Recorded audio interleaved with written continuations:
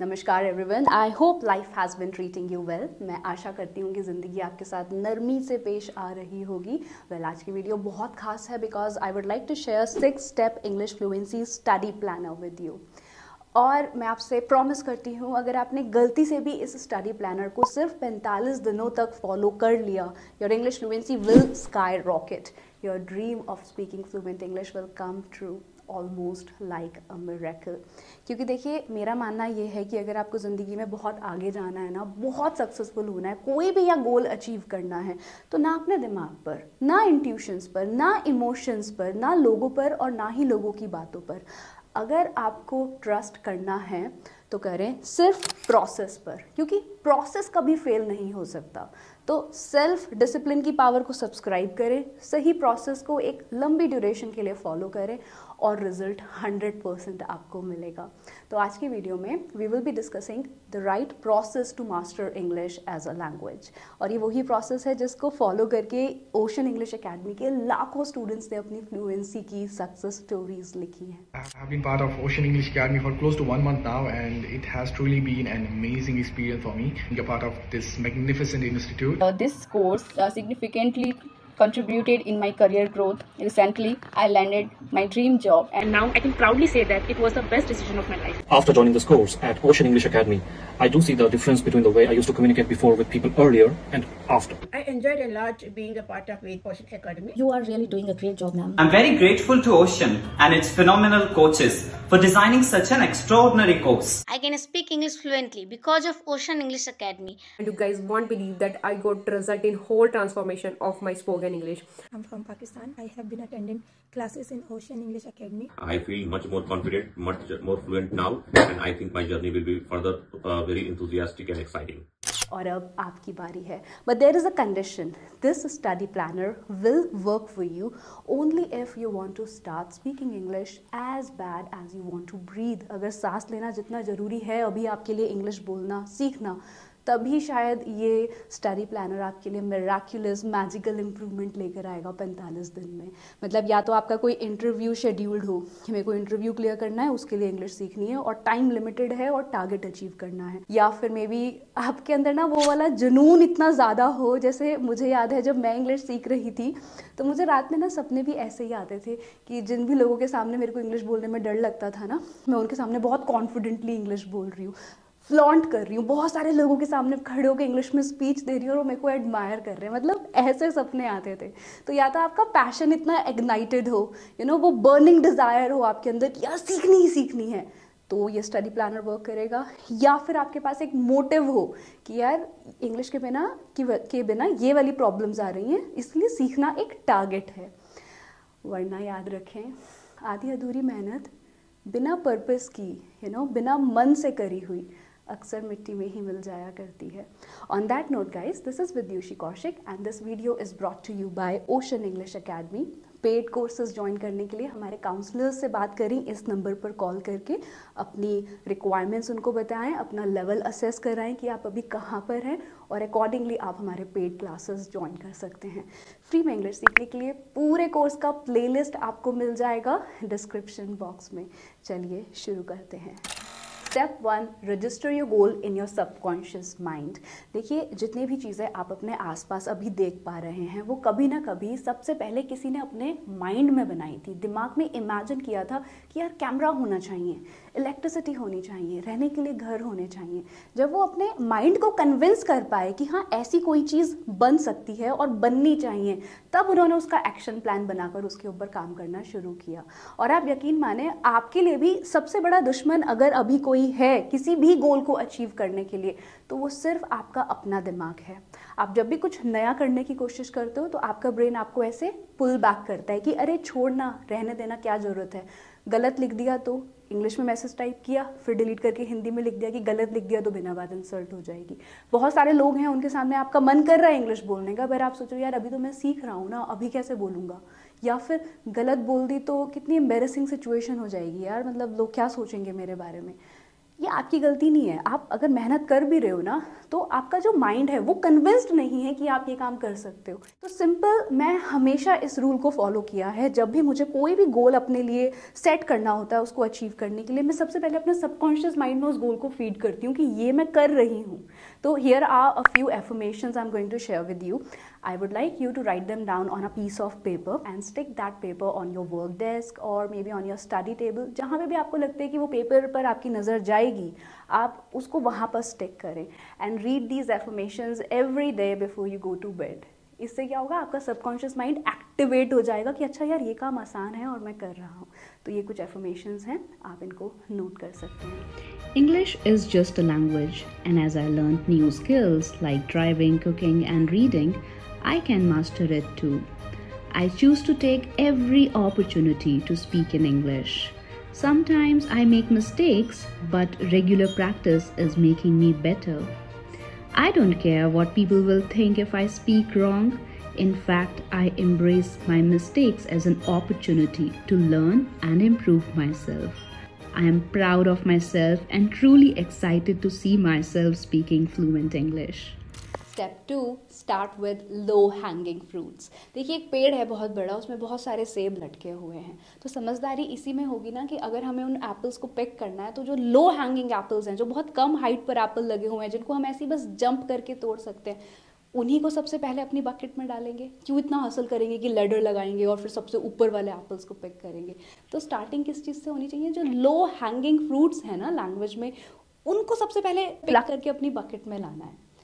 अब इंग्लिश में क्या है, दो तरह के सेंटेंसेस होते हैं. 50% सेंटेंसेस लैंग्वेज के आप कंस्ट्रक्ट कर सकते हैं अगर आपको बहुत खास वोकैबुलरी की नॉलेज नहीं है तब भी, और ये कॉन्वर्जेशनल इंग्लिश के ही सेंटेंसेस हैं. एग्जाम्पल से समझते हैं. देखिए, ये एक कितनी बड़ी सिचुएशन मैंने लिखी हुई है.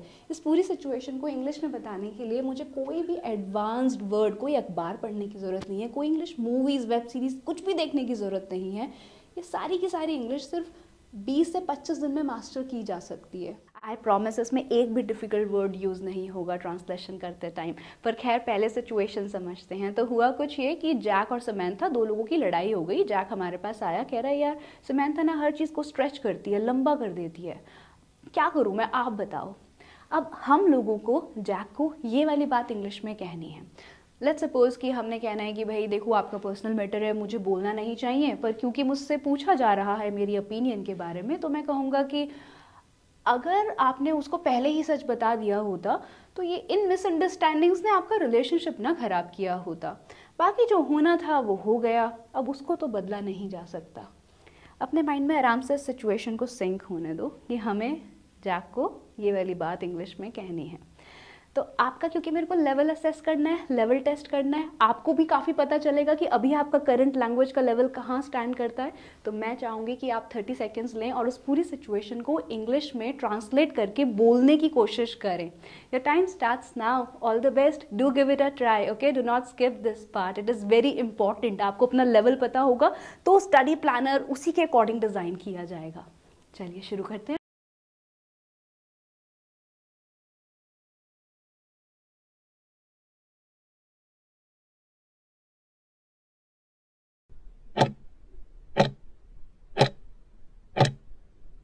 Time up. क्या आपने कोशिश करी इसको ट्रांसलेट करने की? चलिए खैर, सबसे पहले स्टैंडर्ड ट्रांसलेशन को मैच करते हैं और फिर मैं अभी जिस भी लेवल पर आप अभी हैं, मैं उसके बारे में आपको एक्सप्लेन करूँगी. तो ट्रांसलेशन कुछ होनी चाहिए. I am not suppose to interfere in your personal matter, और you can say I should not be interfering in your personal matter, but since I have been asked for my opinion on this matter, I'll say, if you had told her the truth in the first place, these misunderstandings might not have spoiled your relationship with her. But what was to happen, or you can say, however, what was meant to happen has happened. It cannot be undone now.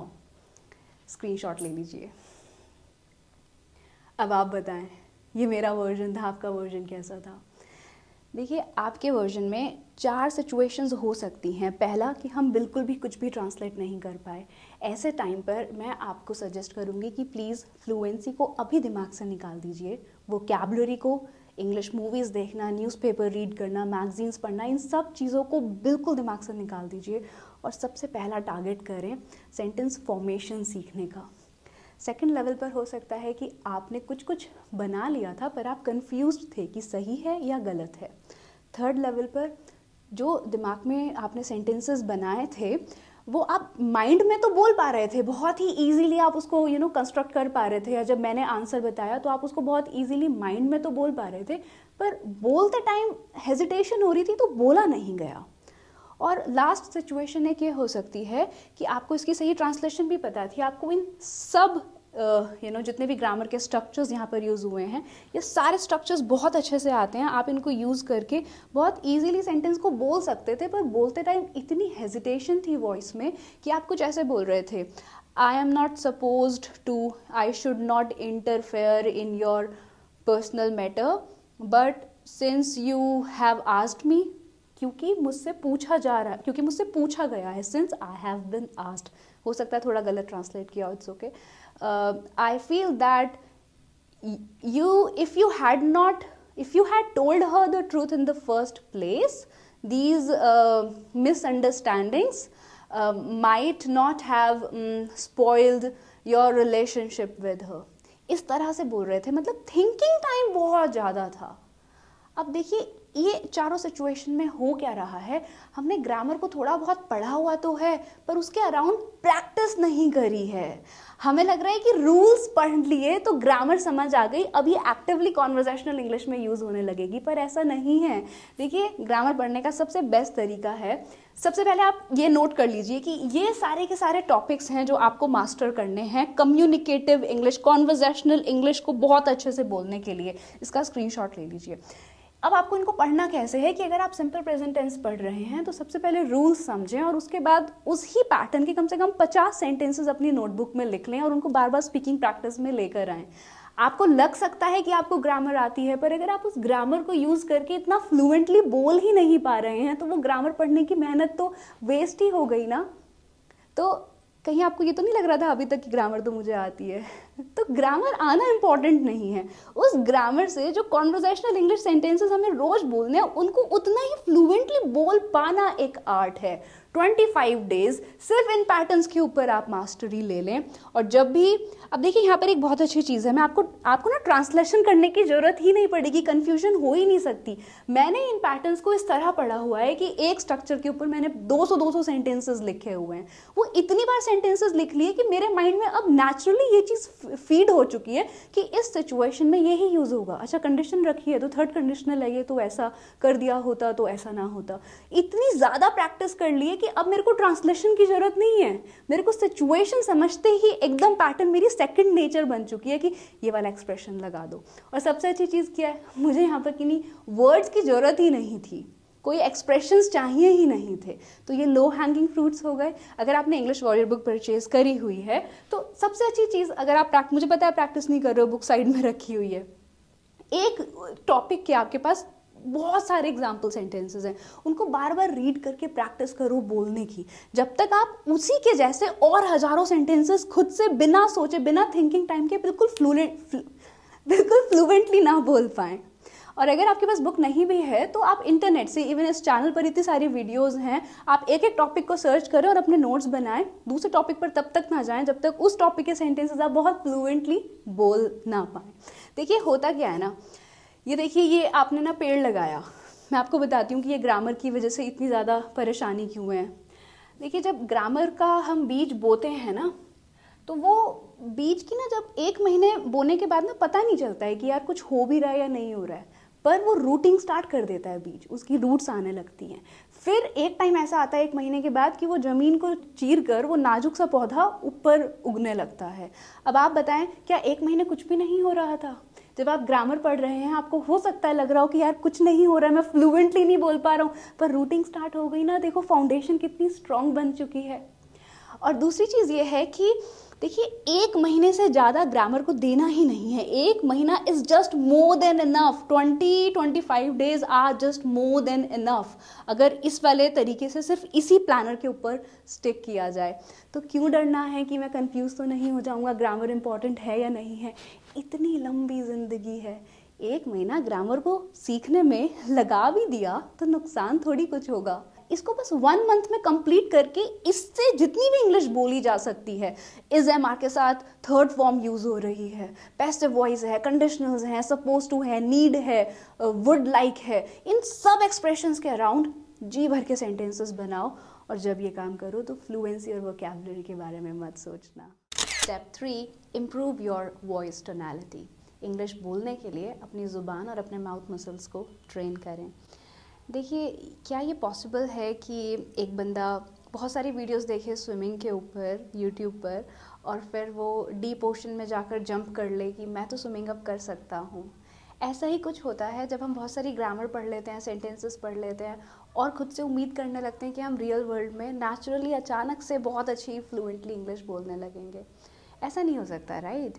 इसका सही step क्या होना चाहिए कि पहले कम पानी में, जहाँ पर रिस्क ना हो, वहाँ पर स्पीकिंग प्रैक्टिस की जाए। और इसके लिए मैं आपको सिंपल सजेशन दूंगी कि आप 45 आवर्स सिर्फ रीडिंग प्रैक्टिस पर दें, कि ज़ुबान बार बार ना डरे ना, लड़खड़ाए ना, उसके जो इंग्लिश के साउंड्स हैं आपको वो प्रोड्यूस करने बहुत अच्छे से आते हों। तो रीडिंग का बेस्ट टेक्निक क्या है कि पहले कोई भी एक पैराग्राफ उठाएं। इंग्लिश वॉरियर बुक अगर आपके पास है तो उसमें इंग्लिश के बहुत सारे पैराग्राफ्स गिवन हैं। ये मैं इसलिए बता रही हूँ कि बहुत सारी ईमेल्स आई हुई हैं मेरे पास कि मैम और बुक को कैसे अच्छे से यूज़ करना है। बुक नहीं है आपके पास तो आप कोई भी आर्टिकल पिक कर सकते हैं। सबसे पहले उसको समझे कि आर्टिकल में बात क्या की गई है। आर्टिकल भी नहीं, सिर्फ एक पैराग्राफ रीड करना है, पर कम से कम 10 बार रीड करना है। जब तक आप उसको देखिए, जब सबसे पहले रीड करेंगे तो कुछ ऐसे रीड करेंगे, reading loud out helps you get better at speaking English.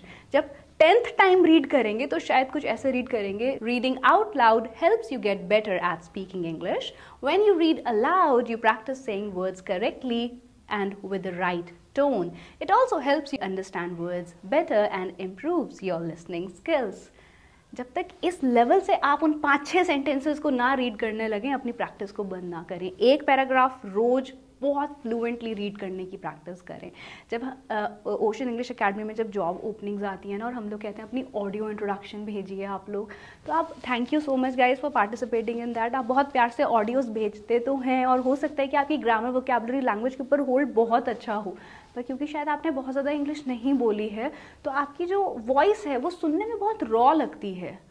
मतलब आवाज़ सुन के ही ऐसा लगता है कि नहीं ये शायद बेसिक लर्नर। और ये एक मिसकंसेप्शन हो भी सकता है लोगों के बीच में कि अगर सुनने में इंग्लिश नेचुरल नहीं लग रही है तो कितने ही अच्छे वर्ड्स, कितनी ही अच्छी ग्रामर यूज़ कर लो, वो बेसिक साउंड करेगी। तो बहुत बेसिक वर्ड्स पढ़ने से पहले आपको 45 आवर्स देने हैं सिर्फ रीडिंग प्रैक्टिस के लिए, कि जिस तरह मैं फ्लुएंटली इंग्लिश में बोलना चाहता हूँ बिना देखे, बिना सोचे, सबसे पहले मैं उसको बिना रीड कर पाऊँ उस फ्लुएंसी के साथ। जब ये टारगेट अचीव हो जाएगा तो एक दिन आप बिना देखे भी माशाल्लाह बहुत अच्छा बोलने लगेंगे। Step 4, master English expressions. देखिए, वोकैबुलरी तो हम सभी सीख रहे हैं, है ना, बहुत सारे रिसोर्सेज से। पर अगर आपको अपना फियर गेट ओवर करना है ना इंग्लिश बोलने का, तो मैं आपको रेकमेंड करूँगी कि सेंटेंसेस को भी आप थीम वाइज पढ़ें।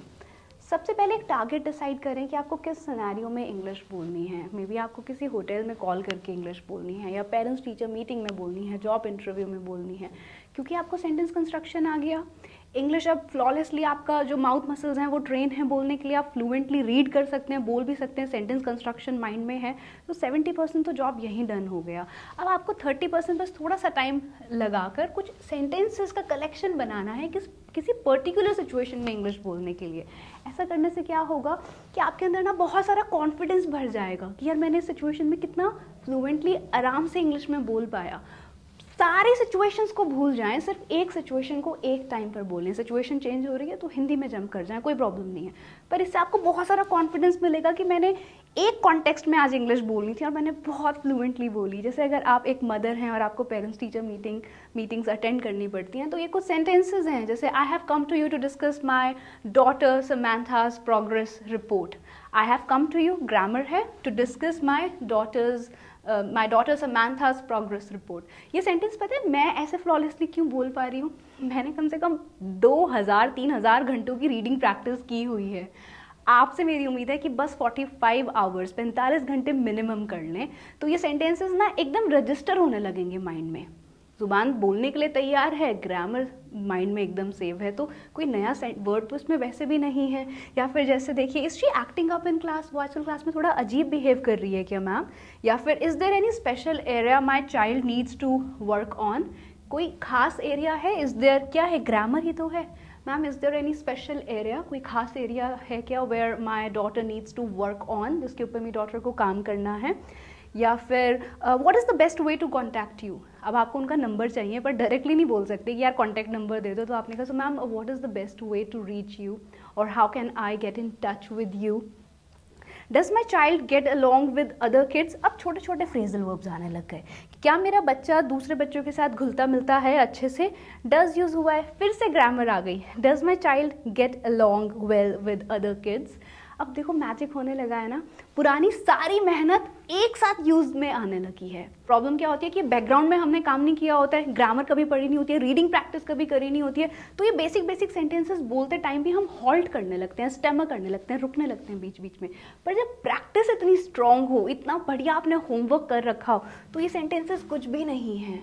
10 से 50 सेंटेंस बनाए होंगे तो क्या बताओ, ये गेट अलॉन्ग का मीनिंग आपको पता चला यहाँ हिंदी में, आप इसे बोल नहीं पाओगे, does my daughter get along well with other kids? Speaking practice आपने इतनी सारी की हुई है, तो सब कुछ साथ में यूज होने लगेगा। थीम वाइज 25 थीम्स को टिक करें अपने टाइम टेबल में कि मैंने इस कॉन्टेक्स्ट में बोली, इस कॉन्टेक्स्ट में बोली। जिस दिन 25 थीम्स कंप्लीट हो जाएंगी, उसके बाद आपको कभी भी हेजिटेशन फील नहीं होगी, क्योंकि आपके ब्रेन ने 100% एक्सेप्ट कर लिया कि यार ये तो ये काम कर रहा है, ये तो बहुत ईजी है। अब धीरे धीरे अपने होराइजन को ब्रॉडर करते रहें। Step 5. Read English conversations. देखिए, अक्सर हम लोग इंग्लिश में लोगों से इसीलिए इनिशिएट नहीं करते हैं कॉन्वर्सेशन कि हमें लगता है कि फिर सब कुछ ही इंग्लिश में बोलना पड़ेगा। पर अगर आप अपने माइंड को ये बता दोगे ना कि यार एक टाइम पे बस एक ही सेंटेंस बोलना है, पूरी इंग्लिश की ज़रूरत नहीं है, एक टाइम पर बस एक सेंटेंस बोलना है, उसको ठीक से बोल दे। अगले सेंटेंस में अगर मन करेगा तो इंग्लिश में बोलना, वरना हिंदी में स्विच कर जाना। ये ना आप धीरे धीरे धक्का मुक्की करके वो एटमॉस्फेयर अपने लिए बना के अपनी हैबिट बिल्ड करने की कोशिश कर रहे हैं इस स्टेप से। तो यहाँ पर मैं कहूँगी कि आप हज़ारों बुक्स ना रीड करें, न्यूज़पेपर्स ना रीड करें, पर 100 इंग्लिश कॉन्वर्सेशंस रीड कर लें। इससे आपको बहुत सारा सपोर्ट मिल जाएगा कि अच्छा कॉन्वर्सेशंस में इस तरह ही तो बात होती है। डॉक्टर के पास गया, डॉक्टर ने बोला आई डिड नॉट थिंक, मुझे नहीं लगा था, I would need to see you again, कि मुझे आपको फिर से देखने की ज़रूरत पड़ेगी। अब आप ये देखें कि एक ही सेंटेंस है, उसके बाद चाहे पूरी कॉन्वर्सेशन हिंदी में भी हो, कोई प्रॉब्लम नहीं है, पर एक टाइम पर सिर्फ एक सेंटेंस को फ्लुएंटली और बहुत ब्यूटीफुली बोलने की कोशिश करें। फिर आपने कहा येस डॉक्टर, मी नीदर, मैंने भी ये नहीं सोचा था। फिर डॉक्टर ने कहा okay tell me how are you feeling after the surgery, आपको सर्जरी के बाद कैसा फील हो रहा है। अब आपको उन्हें कुछ चीज़ें बतानी है, जैसे कहा कि यार डॉक्टर बहुत बुरा फील हो रहा है, I feel terrible, simple present tense के साथ टेरिबल वर्ड आया, नया वर्ड मिल रहा है कॉन्वर्सेशन में, याद कर लिया, I feel terrible. My entire body is aching, मेरी पूरी बॉडी में दर्द हो रहा है। आई कांट स्टॉप शिवरिंग, मेरा कांपना बंद नहीं हो रहा है। My voice is, my vision is blur, मेरे को बहुत धुंधला धुंधला दिख रहा है। और my mouth is dry and I feel fragile, मुझे बहुत कमज़ोर फील हो रहा है, एंड डिजी, और चक्कर आते रहते हैं when I get out of the bed. अब आप जब खुद से प्रैक्टिस कर रहे हैं ना, मैं इमेजिन कर रही हूँ कि आपके पास कोई स्पीकिंग पार्टनर नहीं है, तो इस तरह जब आप कॉन्वर्सेशंस रीड करें तो एक टाइम पर जो सेंटेंस आपने पढ़ा है अपनी आइज़ क्लोज करके देखिए कि क्या इस सेंटेंस को मैं कन्वे कर सकता हूँ। जैसे आपने कहा doctor I feel terrible, my entire body is aching, I can't stop shivering and my mouth gets dry, I feel quite fragile, मुझे बहुत कमज़ोर फील हो रहा है, and whenever I try to get out of bed I get dizziness, मुझे चक्कर आने लगते हैं। जब प्रैक्टिस करो ना तो पूरा का पूरा फोकस सिर्फ एक सेंटेंस को पढ़ के उसे वैसे ही बोलने में लगा दो, पूरी इंग्लिश के बारे में मत सोचो। You remember micro milestone method हमने प्रीवियस वीडियो में पढ़ा था, अगर आपने वो वीडियो नहीं देखी है तो प्लीज़ उसको देख लीजिएगा। माइक्रो माइलस्टोन की एक सिचुएशन बताना आज ठीक से सीख लिया है, ऐसी 25 सिचुएशन सीख ली हैं, तो 25-45 डेज में आपके पास बहुत सारी बातें होंगी इंग्लिश में करने के लिए। 6th step, now practice speaking English at length. देखिए, अब जब आपने बैकग्राउंड में इतना सारा काम कर लिया है ना, तो अब सही समय आया है कि आप फ्री स्पीकिंग प्रैक्टिस करें। मतलब जो मन में आ रहा है ना उसको इंग्लिश में बोलें और कोशिश करें 2 से 3 मिनट तक लगातार उस टॉपिक के बारे में बोलते रहें। जब ग्रामर पढ़ी थी तो फ्लुएंसी के बारे में नहीं सोचा था, जब रीडिंग प्रैक्टिस करी थी तो वोकैबुलरी के बारे में नहीं सोचा था। जब वोकैबुलरी बिल्ड हो गई तो अब जब ये तीनों चीज़ें बहुत इंप्रूव हो गई हैं आपकी, नेचुरली जब इनके ऊपर इतने घंटे आपने काम किया है तो लैंग्वेज ब्रेन में है। अब जब स्पीकिंग प्रैक्टिस करोगे ना तो बहुत ज़्यादा परेशान मत होना कि कौन सी ग्रामर गलत सही तो नहीं है। नेचुरली 70-80% आपके सेंटेंसेस नेचुरली सही ही होंगे। अब आपको उसके लिए चिंता करने की ज़रूरत नहीं है। बस कोशिश करें कि 2 से 3 मिनट तक एक टॉपिक के ऊपर इंग्लिश में बोलने की कोशिश करें। इवन इसके लिए मैंने एक बहुत अच्छी टेक्निक आपके लिए डिज़ाइन करी है। आप सेंटेंस चेन प्रैक्टिस कर सकते हैं। सेंटेंस चेन क्या होता है कि आपने एक सेंटेंस बोला जो भी आपका मन करा, फिर उसी सेंटेंस में से एक वर्ड पिक किया, उसके ऊपर दूसरा सेंटेंस फ्रेम कर लिया, फिर दूसरा वर्ड पिक किया, फिर एक और सेंटेंस फ्रेम कर लिया। एग्जाम्पल के लिए जैसे मैंने कहा I love mountains, I want to build a resort in mountains, फिर मैंने वर्ड पिक किया resort. Running a resort could be a lucrative, a profitable business, फिर बिजनेस वर्ड पिक किया। बिजनेस से मैंने बनाया I love listening to business case studies, फिर listening word pick कर लिया।